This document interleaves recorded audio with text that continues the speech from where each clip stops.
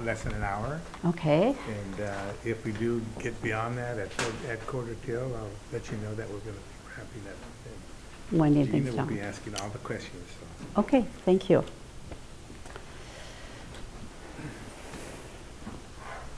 well, I'm welcome, done Dr. with this. Harmon. You're Dr. Harmon. Dr. Harmon, yes. Our Welcome to the first club. question is if you could, and they're there in front of you, I made a copy, explain how you see the role of interim chancellor. Yeah. Well, I've been doing interim since 2004. And what you do is you do the position on an interim basis. So it's really no different than the permanent chancellor, except it's for a specific period of time. That said, I think that interim periods are often really very important periods. It's a time when sometimes you can address some issues that might need to be addressed. So when the new permanent person comes in, that's not something that will have to be dealt with.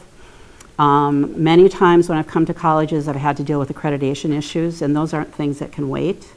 And strategic planning, connecting planning with budget, all of those are things that I've done as an interim president, vice vice chancellor.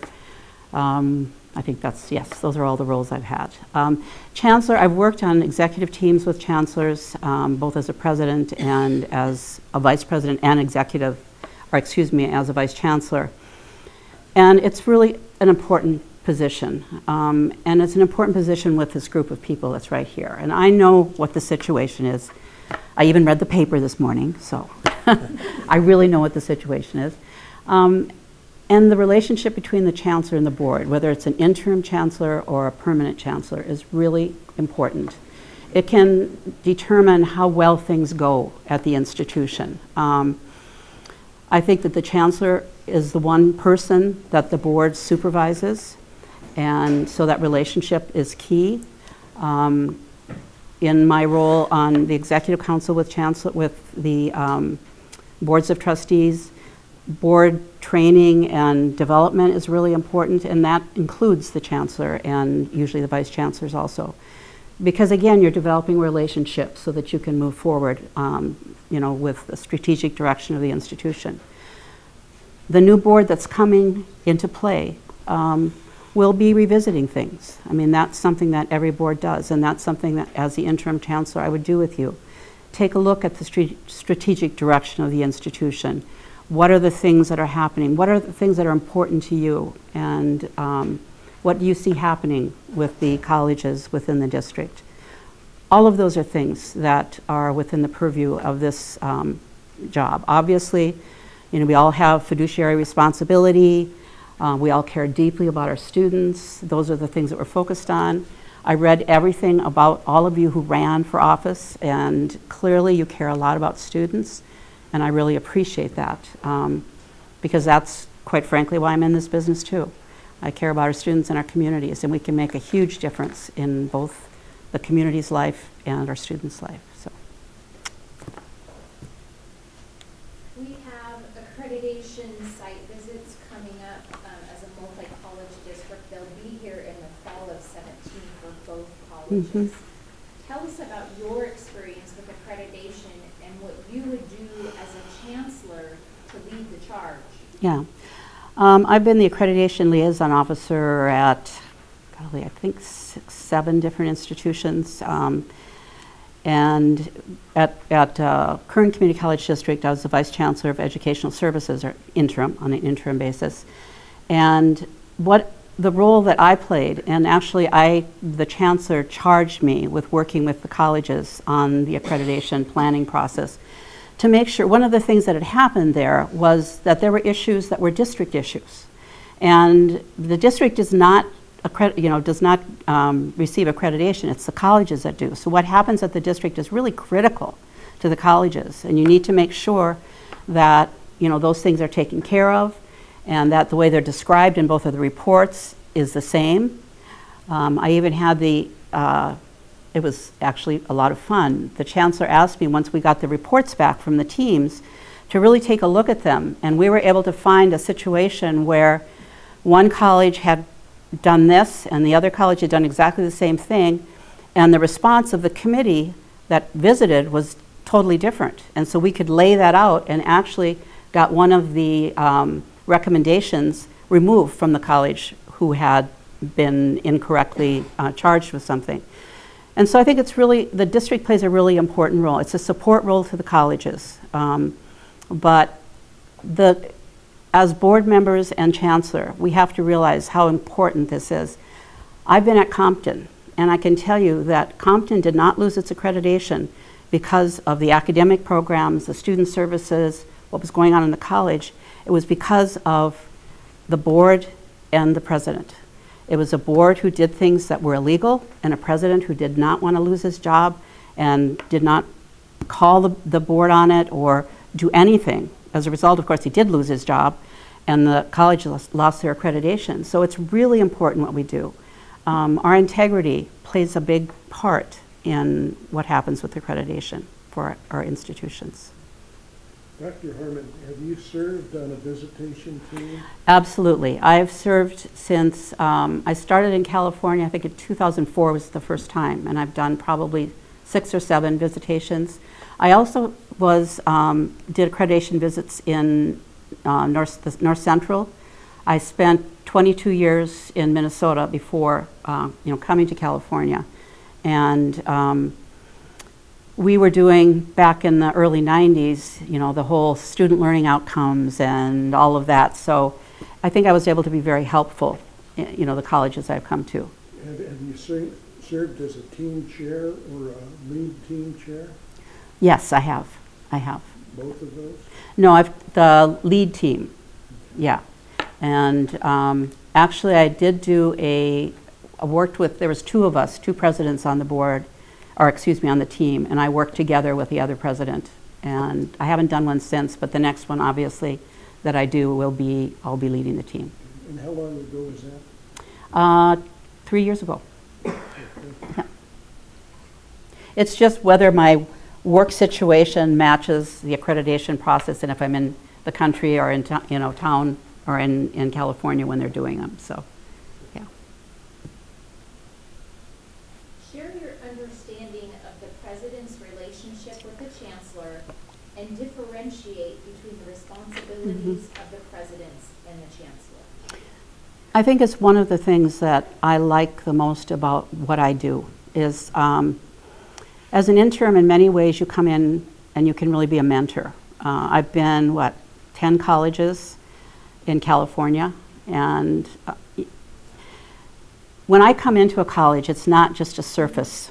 I really get to know the colleges, the district, the people. I do very quick environmental scans and, really listen. I mean, that's what you really need to do. I see the chancellor as a support for the presidents. The presidents are the CEOs of the colleges. The district is not involved with that college business. I think that's really important to keep that separate. That said, anytime a president would come to me, I would be there for them as counsel.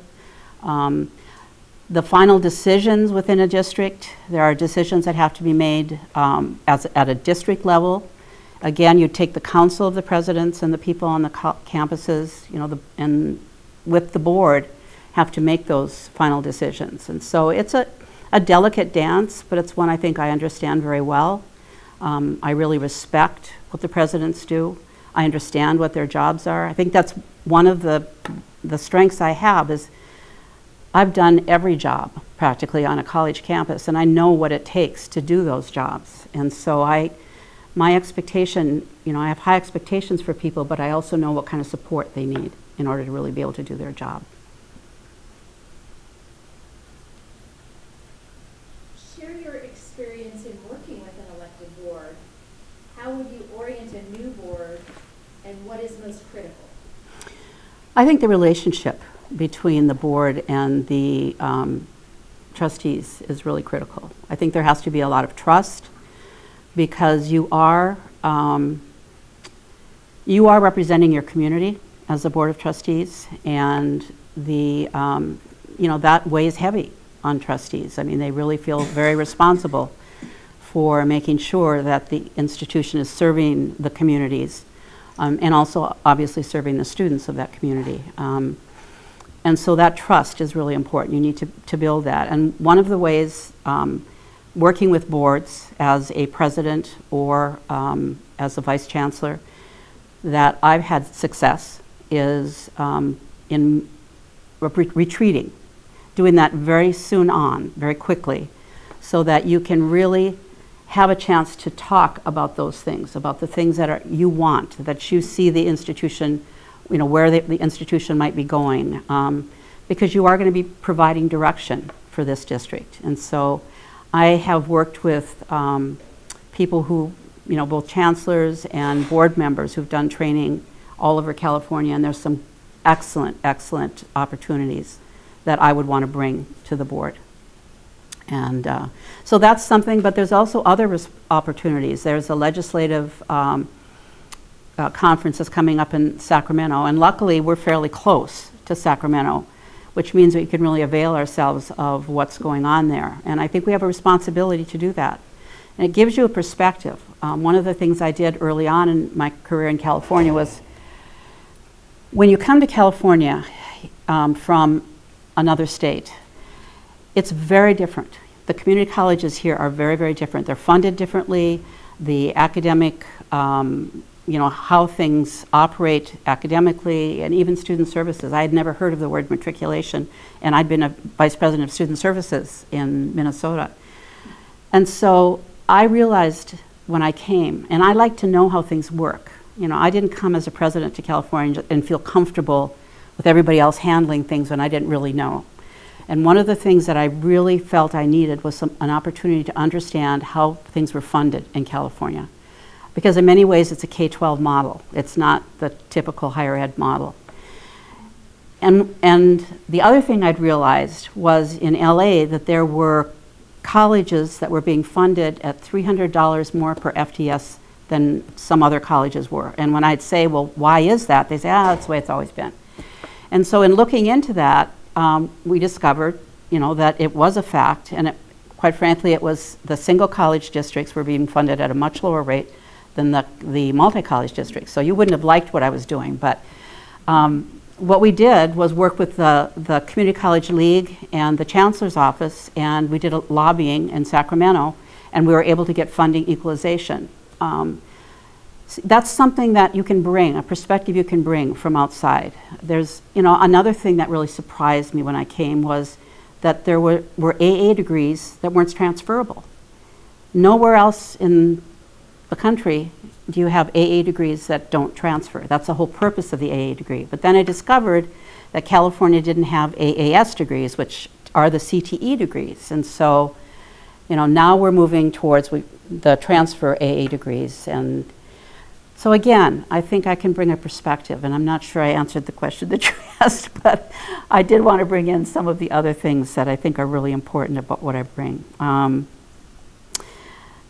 Okay, so professional development opportunities. There's also things that are ACCT provides in Washington, and I, you know, don't know what the board's interest is in being involved at a regional, state, and national level, but I've had experience with all of that, and I'd be happy to bring that if the board so wished. And ACCT is the American Community College Trustees Association, yeah. Yeah, I'm sorry, those acronyms, yeah. Please provide examples of initiatives you developed or directly participated in that support student success. Well, it's been one of the exciting things about being in California for the last 15 years. As a faculty member, I taught critical thinking, critical reading, helping students who were transitioning from high school or had not had critical thinking, critical reading skills in their high school environment, helping to bring them to an understanding of what is it going to take to be a college student. We in Minnesota developed prerequisites for reading, writing, mathematics at a state level, and saw an incredible increase in student success moving from the pre-college courses into the college level courses. And so I was involved with the Basic Skills Initiative from the very beginning. I wrote the chapter for what role the administrators play in that whole initiative. And on some campuses I've seen some incredible changes that have really made a difference with students. The 3SP and the student equity, I think, are excellent. Again, it's how they're implemented that can make a difference. I saw on some campuses with student equity that, again, student services kind of wanted to grab onto that, but truly that is something that belongs within the whole institution, and that's how you're really going to make a difference with students, is by making sure that everybody is engaged in those initiatives. And so as a Vice President of Student Services and Instruction, actually one of my favorite roles I've played at colleges is what I call, it's the Executive Vice President. In many ways, you're the operating officer for the institution. You have everybody reports to you. Student Services and Instruction, and you can make sure that that line is blurred and that people are really working closely together. And so I've been very, very active in the planning and implementation of those on a number of different campuses. I've done some consulting with Basic Skills Initiative. I don't like to consult because to me you're kind of coming in and telling people what to do and then leaving. So, but I have been asked to do some of that because of my background.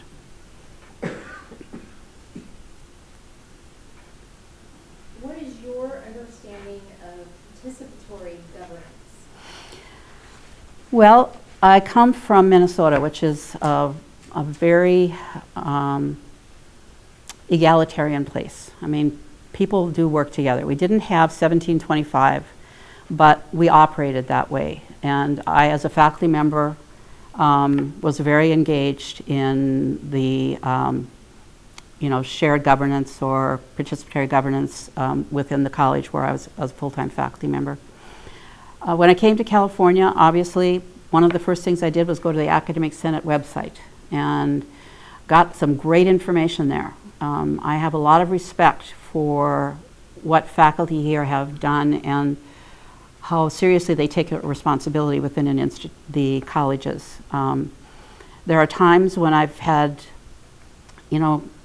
different interpretations of things, and I think as a manager sometimes you have to make some decisions that sometimes people aren't happy about, but what's really important is to have people involved in the process, make sure that information is shared with everyone. I mean, I'm a big believer in when you get information, you share it. You don't wait until the right moment. You get it out there, and that's when you can really, sort through things together rather than trying to package things and then give them to people so that you can get the answer or the direction that you want. It's tempting sometimes, but it never results in the best decisions and with people buying into things. I think that's really, really important. So I'm very comfortable with participatory governance. Please give examples of your experience in fiscal management, FTES generation, and enrollment. Mm-hmm. Well, I can remember in Minnesota, it was just something that was really, we were always paying attention to, students coming in, finances. We had the president that I had when I became a faculty member was somebody who believed in sharing information. And so I think I learned even as a faculty member how to look at things from not just my perspective, but the larger perspective. And that was really helpful to be able to start out like that. It was coming to California was different. I mean, it is really, really a fine-tuned situation in California. Other places, whatever FTS you bring in, you get the funding for. Much of it comes from the students themselves. And I know, we've tried to keep it low here, but the fact of the matter is that we've been, in many ways, bankrolling the federal government because Pell Grants pay for a lot of that. There's all kinds of ways that you can make sure that students have access. We've had to not grant access to students because we haven't been funded in California. So in many ways, we've been keeping students away. When I came to California, again, I learned about how things were funded here. That year that I spent as a consultant was really, really critical. I was able to work with some of the best chief financial officers in California, and they taught me well. I've done enrollment management everywhere. I remember coming to one college and talking about low enrollment classes. And I said, that's why it's so important. If you can lay out your schedule, you know, we used to do it for 2 years, and you know, even if it was just listing the courses, so that students knew what they could, when they could take a course that they needed in order to finish. I think one of the reasons our completion rates are so much lower in California is because we don't do that. And then what happens is there's a course that students really need and we cancel it. You know, if something's within a program and it's a guarantee to students, you've got to offer that, but that means you don't offer that general psych course with 7 students. You know, you really have to look at everything very carefully, and I've done that myself, and I expect that of, you know, the people on the campuses, that we support that. Those are hard situations. I mean, you went through you know, we've had how many budget situations where our budgets have really been cut. I remember the first interim position I did, I think it was in 2004, a mid-year cut. I mean, here you've already committed, and the funds, I'd never seen anything like that. But, you know, then you have to go, you have to go in, and what I was able to do, my position was the Vice President of Student Services, I was able to go in and take a look at how things were funded, and I found out that there were slush funds, you know, and so you're able to pull that in without really hurting anyone. I mean, I think that's really, really important. And people need to have access to those budget discussions. One of the things that I think has been happening here, from what I've heard, at least at on your campuses, is that budget discussions are in almost every meeting. And I think that's really important, because we all have to understand the constraints that we live in within California. I'm also really good at fundraising and helping to find funds for institutions. Obviously, that's a different role with a president and a chancellor, but I think I have lots of connections that I can bring to any institution I work with. I didn't check to see if you have questions. Oh, you don't. Describe a situation where you were faced with a significant challenge and your leadership helped achieve a successful outcome. Mm-hmm, mm-hmm. Okay.